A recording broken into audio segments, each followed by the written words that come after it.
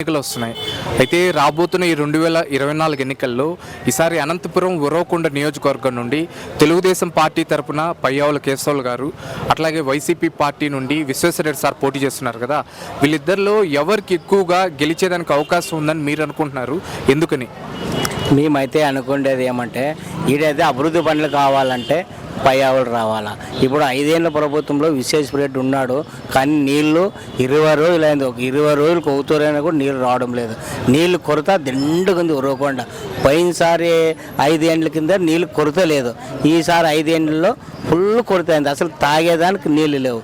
ఈడైతే ఉరవకొండ అంతా కలుసుకొని పయ్యావులు అయితే మాకు అంతా బాగుంటుంది, అందుబాటుతో పయ్యావుల కేశవని గెలిపించాలని మేము కోరుకుంటున్నాం.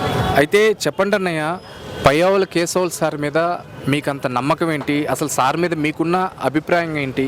సార్లో ఉన్న ప్రత్యేకత ఏంటి? సార్ ఇన్ కేస్ ఒక భారీ స్థాయిలో గెలవాల్సి వస్తే సార్కి అంతగా అనుకూలంగా ఉన్న అంశాలు ఏంటి అని? ఎట్లంటే ఆయన అయితే అభివృద్ధి పనులు చేయగలడు, ఏ పార్టీకి పాల్పడ్డు, అర్ధరేతరికైనా కూడా పయ్యావులంటే పారొస్తాడు. అది ఈ ఉరవకొండ నియోజకవర్గంలో ఆయన పయ్యావులంటే ఇప్పుడు 30 ఏళ్ళ చరిత్ర ఉంది ఆయనకి. ఏ రోజైనా కూడా ఇదేం లేదు, ఎప్పటికీ నీరు కొరత ఉండేది కాదు. ఇప్పుడు ఈసారి 5 ఏళ్ళ కిందట ప్రభుత్వం వచ్చి, ఈ ప్రభుత్వం వచ్చినప్పుడు అంటే పూరా ఇబ్బంది అయిపోయింది, నీళ్ళకి ఏది లేదు. అయినా ఈయన వచ్చినాడు, సంక్షేమ పథకాలు ఇచ్చినాడే కానీ ఇది అదేం లేదు. ఇప్పుడు అభివృద్ధి లేదు, సంస్థలు ఏటువి లేవు. ఈ ఓటిస్తే చాలు, అమ్మఒడి 18 ఏళ్ళు ఇప్పుడు దుడ్లు ఇచ్చి అయిపోయినా. ఈ బాబు రావాలంటే జాబ్ రావాలి, జాబ్ రావాలంటే బాబు రావాలి. సరే అన్నయ్య, ఇకపోతే ఇదే ఉరవకొండ నియోజకవర్గం నుండి పయ్యావుల కేశవుల సార్కి ప్రత్యర్థిగా వైసీపీ పార్టీ నుండి విశ్వేశ్వరరెడ్డి సార్ పోటీ చేస్తున్నారు కదా. సార్ మీద మీ అభిప్రాయం చెప్పండి. అట్లాగే సార్కి విజయ అవకాశాలు ఎంతవరకు ఉన్నాయి? 100% పయ్యావులకనే ఉండదు. విశ్వేశ్వరరెడ్డి సార్కి అసలు లేవా? ఆయనకి ఉండొచ్చు, ప్రజల నాడు ఎవరు కనుక్కోలేము, ఆయన చెప్పేదట్లేడు. ఇప్పుడు బెలుగుప్ప మండలంలో పయ్యావుల కేశవ్ తిరుగుతున్నాడంటే అంత కాలువపల్లి దాంట్లో వాళ్ళు వ్యతిరేకంగా చేస్తున్నారు. ఆడరు అంత వ్యతిరేకం కనపడుతుంది. ఇంతకుముందు ఉండేది మన్నింటి అంత వ్యతిరేకం అయిపోయింది, వైసీపీకి వ్యతిరేకం అయిపోయింది. ఇప్పుడు ఆడంటే ఆడే జెండాలు పట్టుకొని విధానాలు చేస్తే ఏంటికి వచ్చా? ఇప్పుడు ప్రజారాజ్యంలో ఉండేదానికి ఎవరైనా కూడా హక్కు, రాజకీయం ఉండే వాళ్ళకి కానీ ఎవరైనా కానీ ఎమ్మెల్యే వచ్చేదానికి అవకాశం ఉంటుంది. నువ్వు రాకూడదు అనుకోదానికి హక్కు లేదు కదా. ప్రచారం ఎవరైనా చేసుకోవచ్చు, టీడీపీ చేసుకోవచ్చు, వైసీపీ చేసుకోవచ్చు, కాంగ్రెస్ తీసుకోవచ్చు, ఎవరైనా చేసుకోవచ్చు. మీరు రాకూడదని అనేదానికి అధికారం లేదు కదా. ఇప్పుడు జరుగుతుంది ఏమవుతుంది, పయ్యావులు రాకూడదు అనేది అడ్డుకుంటే ఏమవుతుంది, వాళ్ళు అదే కలిసి గొడవలు దిగేదానికోసము పాల్పడుతున్నారు. మనకు గొడవలు వద్దని వాళ్ళు సాంప్రదాయంగా వెళ్ళిపోతున్నారు. బ్రో, త్వరలోనే ఎలక్షన్స్ వస్తున్నాయి. అయితే రాబోతున్న ఈ 2024 ఎలక్షన్స్లో అనంతపురం ఉరవకొండ నియోజకవర్గం నుండి తెలుగుదేశం పార్టీ తరపున పయ్యావుల కేశవులు గారు, అట్లాగే వైసీపీ పార్టీ నుండి విశ్వేశ్వరరెడ్డి సార్ పోటీ చేస్తున్నారు కదా. వీళ్ళిద్దరిలో ఎవరికి ఎక్కువగా విజయ అవకాశాలు ఉన్నాయని మీరు అనుకుంటున్నారు? ఎందుకని? సార్, ప్రజెంట్ చూసుకున్నట్టయితే ఎక్కువ కేశవ్ గారికి ఎక్కువ ఇక్కడ బాగా పాపులారిటీ ఉంది. దట్టు ఇక్కడ వింగ్స్ మొత్తం ఆయన కోసం బాగా ఎక్కువ పనిచేయడం జరుగుతుంది. అండ్ ఇంకోటి ఏంటంటే ఇక్కడ బాగా వాటర్ ప్రాబ్లం ఎక్కువ ఉందన్నమాట. సో దానికోసం గత ప్రభుత్వం తీసుకున్న చర్యలు అయితే ఎక్కువ ఏం లేవు. దానిలో ఎక్కువ నిరాశ అయితే ఉంది ఇక్కడ ప్రజల తాలూకా. అంటే వాళ్ళ చాలా చుట్టూ ఉన్న గ్రామాల్లో అయితే, ఈ టౌన్లో కాకుండా గ్రామాల్లో అయితే ఇంకా వాటర్ ట్యాంకర్ కూడా వెళ్ళని పరిస్థితి, వాళ్ళకి ఎటు పోవాలో ఏంటో దిక్కుతో వచ్చిన పరిస్థితి అనమాట. సో దానికోసం ఈయన క్యాన్వాసింగ్లో మాట్లాడడం కానీ కేశవ్ గారు, సో వాటి గురించి ఈయన అంటే కొంచెం సొల్యూషన్ చెప్పడం కానీ వచ్చాక చేస్తారని చెప్పడం కానీ బాగుందన్నమాట.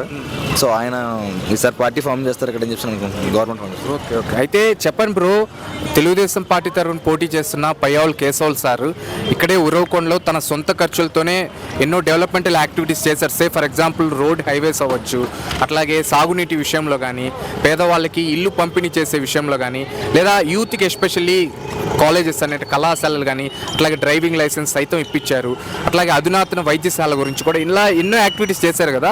వీటి యొక్క ప్రభావం జనాల మీద ఎంతవరకు ఉంటుందంటారు ఈసారి సార్ని ఎలక్షన్స్లో గెలిపించడానికి ఓటు వేసి?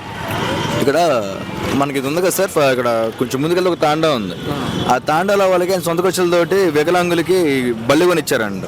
ఆయన మొన్న క్యాంపెయినింగ్ అప్పుడు మామూలుగా లోకల్ లీడర్స్ క్యాంపెయిన్ చేస్తారు కదా, ఈయన రాలేదు. కానీ ఆయన పేరు చెప్తేనే వాళ్ళందరూ ఆ వెహికల్స్ వేసుకొచ్చి అవి చూపించి వాళ్ళు చాలా థ్యాంక్ఫుల్గా ఉన్నారు. సో మాకు గవర్నమెంట్తో పని లేకుండా ఈయన సొంత ఖర్చులతో మాకు ఇచ్చాడు, ఆయన గవర్నమెంట్ లేకపోయినా మాకు ఇచ్చాడు అని చెప్పేసి వాళ్ళు చాలా ఎనర్జీగా ఉన్నారు. సో వాళ్ళ సానుభూతి అంటే ఏంటంటే కృతజ్ఞత భావంతో ఉన్నారు. ఖచ్చితంగా గవర్నమెంట్ ఫామ్ అవుతుంది కదా బాగా ఇంపాక్ట్ చూపిస్తుంది. అయితే ఇదే ఉరవకొండ నియోజకవర్గం నుండి పయ్యావుల కేశవులు సార్కి ప్రత్యర్థిగా వైసీపీ పార్టీ నుండి విశ్వేశ్వరరెడ్డి సార్ పోటీ చేస్తున్నారు కదా, సార్ మీద మీ ఒపీనియన్ ఏంటి? ఇన్ కేస్ సార్ గెలవాల్సి వస్తే సార్కి అంతగా అనుకూలించే అంశాలు ఏమున్నాయి, అంటే సార్ యొక్క విజయావకాశాలు ఎట్లా ఉన్నాయి? సో ఆయన విషయంలో న్యూట్రల్గా ఉంటాయంటే ఇప్పుడు ఆయన కూడా మంచి లీడర్, ఓకే, బాగా ఫాలోయింగ్ ఉన్న లీడర్, ఇట్లా కూడా మంచి క్రేజ్ ఉన్న లీడర్. కాకపోతే ఆయన చేయడం కన్నా పైనుంచి ప్రభుత్వం కొంచెం ఆయన కూడా సహకరిస్తుంటే బాగుండేది. సో ఈయన ఏమైనా చిన్న చూపు చూసిందో నేను అనుకోవట్లేదు, మ్యాక్సిమం అదే అయ్యి ఉండొచ్చు.